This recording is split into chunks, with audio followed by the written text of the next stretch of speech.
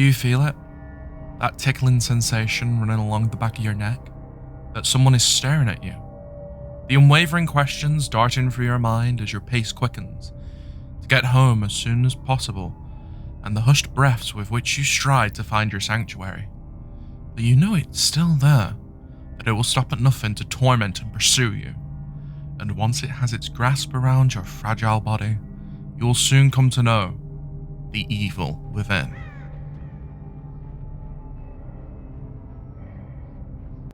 Get it? Because we're talking about Myers today. Myers will be our second subject in our adventures into the past, and I can only start our discussion by saying he was hyped up immensely, coming up to the release on the 25th of October 2016, and would be the second chapter to release to Dead by Daylight. The trailer, as you can see in the background, had people in shock at the sheer quality, but also because this would be the first of many licenses that would come to Dead by Daylight, to which the discussion was mere wishes and wants. But looking back in hindsight, Halloween set the stage for what was yet to come, and we owe it to this chapter that has brought the classic horror slasher Michael Myers and Laurie Strode into Dead by Daylight. We won't be covering Laurie, however, perhaps another series, but we will be talking about The Shape, an interesting nickname that actually originated during the development of the movie itself, where John Carpenter nicknamed him The Shape in referral to the mask he wore and how he moved about during the movie. But we're not here for movie trivia now, are we? Upon his release into the entity's realm, people were impressed by how the foreboding and spooky atmosphere Michael Myers brought, and that's largely in part due to his power Evil Within. Evil Within, in comparison to modern killers, is a rather simplistic power that sees Michael becoming stronger throughout the trial by simply staring. Yeah, just taking in those good old looks of the survivors, clicking.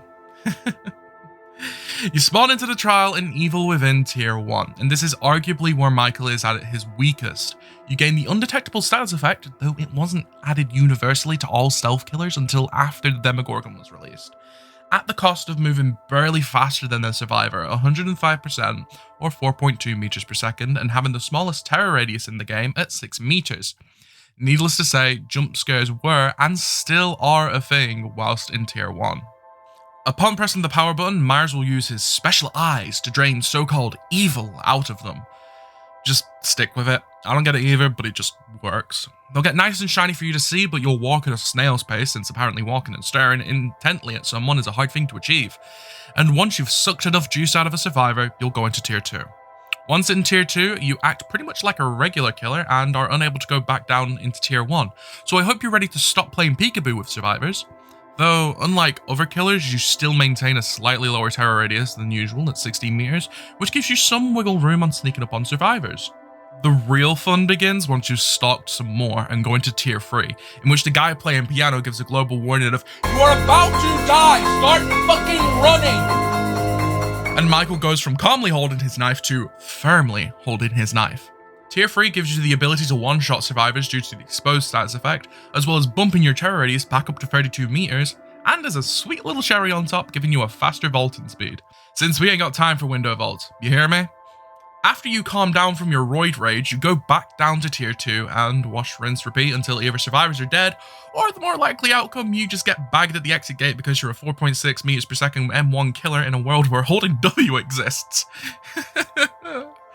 Yeah. It sucks to say, but nowadays Michael isn't really considered good. I mean, he's fine, and if he gets the ball rolling, can tidily clean up games on his own, but take him to any palette-filled map and watch the tears slowly leak out of the mask. With the power explained and... yeah? What's that? You want me to cover the add-ons real quickly? I mean, sure, we've gone from 5-blink nurse to what now? Grants the ability to kill healthy or injured survivors by your own hand. And this is still in the game? Add-on wise, Myers is still in the pack of killers who have simple number tweaks with not a whole lot going on.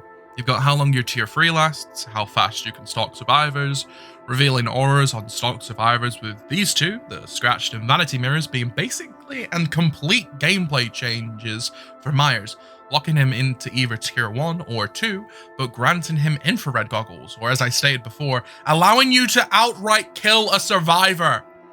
It's extremely powerful, being one of the few killers who have the ability to outright remove a survivor from the game without having to hook them. And the funny thing is, Myers does it the best out of all of the other killers who have that capability. It's a roller coaster of add-ons, and I for one love it, but also it is going to be weird when behavior takes a look at the add-ons and tries to figure out whether to keep it, kneecap it, or just outright remove it from existence. And what would a killer release be without the release of some notable perks, to which Michael had two really forgettable ones, and one that was really good, then really bad, and then really fucking good, and still remains a top pick for killers who rely on simply smacking survivors. But also, this was the introduction of the obsession mechanic, in which one survivor at random will be declared the obsession, and certain perks will either affect the obsession or give some sort of benefit. With Myers in particular, all of his perks tend to focus on what state the obsession was in, with our first being play with your food. This perk is rather simple in what it does, simply requiring you to start a chase with your obsession and then let them get away. In return, it gives you a token that increases your movement speed with a max of 3 tokens. It first started out as a 7% movement speed buff, but was soon kicked down to 5% and later on was given a 10-second cooldown between acquiring tokens. Now, this sounds great. Being 15% faster means you can easily catch those survivors. But wait, there's a catch. There always is a catch with these things. If you do any offensive actions, such as swing a weapon, wind a hatchet, or a chainsaw up, prepare to dash, shoot your gun, throw a knife, and so on and so forth, you lose 1 token and the 5% increase to speed with it.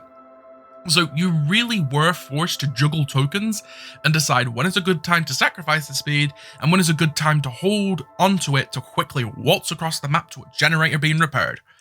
You'll rarely see this be picked up, but it can certainly catch people out if they don't know about it. Our second perk is Dying Light, and this perk right here was a super controversial back in the day when Mors used to be a lot more powerful. This required your obsession to be dead or sacrificed, and in return would debuff every other survivor's repair, healing, and sabotage speeds by 25%. Sounds awesome until you realize you also buff your obsession's altruistic speed by 50%, which affects unhooking and healing. So needless to say, you had killers bring Mors into matches and outright gun the obsession down relentlessly to simply get them out of the game as fast as humanly possible, which led to a rather toxic loop up until patch 3.2.0 came about and reworked it. Now, instead of having your obsession be killed, it made it so you wanted them alive for as long as possible, which synergized with our last perk. More on that later. At the cost of giving your obsession 33% increase to the altruistic speeds, you now gain a token for each survivor that isn't the obsession. Each token gave a 3% stackable decrease to repairs, healing, and sabotages up to a maximum of 9 tokens.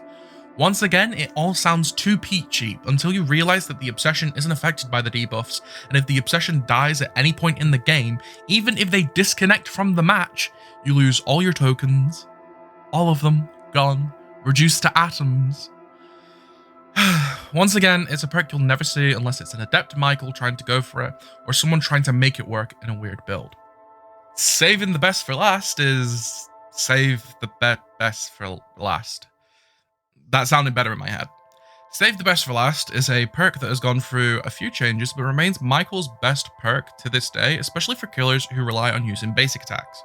Originally, upon its release, as long as you kept the obsession alive, you gained a buff to the recovery of missed and successful attacks, a 20% recovery buff on missed attacks, and a 33% buff on successful attacks.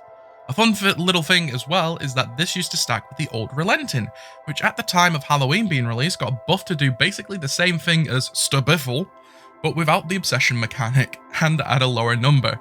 This coined the phrase Machine Gun Myers, in which you take Save the Best for Last and Unrelenting and simply go to town swinging your knife at rapid speeds. This was soon patched out, nerfing Unrelenting in 1.4.0, and Save the Best for Last was soon to follow in 1.5.0, in what I can only assume was behavior's best attempt to bury this thing in the ground. In patch 1.5.0, Stubiffle was changed so that you had to chase your obsession for 20 seconds straight to be granted with a 40% reduction in your successful hit recovery, and if for whatever reason you got distracted or the chase breaks for 5 seconds, you lose that recovery. It was honestly one of the worst perk reworks I've ever seen, and I've seen some shit. This would eventually change in 2.1.0, where we get the current version, where you gain a token for hitting non-obsessions and lose tokens for hitting your obsessions. Granted, you now have the chance to get up to 40% recovery on successful attacks, which is just beautiful to have and maintain throughout the trial. We've talked about his power, his add-ons, and his perks. Let's actually talk about what changed about the shape himself this time, and then we'll wrap this up with community thoughts on him. Looking at the list here, there wasn't much to be changed about the shape. He was a consistent killer that never needed drastic buffs or nerfs, but we still have a few to go over, starting on patch 1.2.1e. Not sure what the E is for, but we have our first nerf here, which prevents the shape from gaining stock from multiple survivors at once to greatly progress Evil Within. Now, a thing to mention with Evil Within is that the closer you got, the faster you stalked, and it only takes the stalk from the survivor closest to you. This was a big hit, but not as big as, say, the Nurse rework. Our next change was on patch 2.1.0, where his tier 1 walking speed was bumped up from 4.12 meters per second to 4.2 meters per second, and his carrying speed was evened out to be the same as other killers even in tier 1. 2 patches later, on 2.3.0, he got a quality of life update, reducing his footstep audio. Before this, you could hear Michael stomping away from miles away, and even today, you can get a good idea of where he is, since his footsteps are noticeably louder. I mean, you can't blame him though, since he is wearing some fine-ass Timbs. Fuck's sake. Oh my god. In 3.3.1, they gave Michael's Evil Within undetectable whilst in tier 1, which brought his 6 meter terror radius down to nothing. But at the cost of losing something rather unique. Back before this patch, Michael used to be the only stealth killer that Spine Chill or Premonition wouldn't pick up whilst he was in tier 1, allowing him to pull off some rather sneaky flanks. Patch 4.1.2 rolls around with a nerf removing the ability to stalk whilst in tier 3. Not sure why this is a nerf, but hey, I've seen weirder shit, so moving on. Just recently, in 5.7.0, he got some changes to how his stalk mechanic worked, numbers-wise alongside Ghostface's rework, I believe, since they do share a rather similar tactic of stalking survivors. I couldn't see the specific numbers on this, but overall it's a net neutral change that mostly doesn't affect Michael at all. And that's it. Yeah, he really didn't get changed much through the years, and that's likely going to stay the same until his add-ons get an overhaul. Community-wise, Michael has always been a favourite amongst fans, being an iconic slasher villain from the 70s and really inspiring others to create horror and slasher flicks.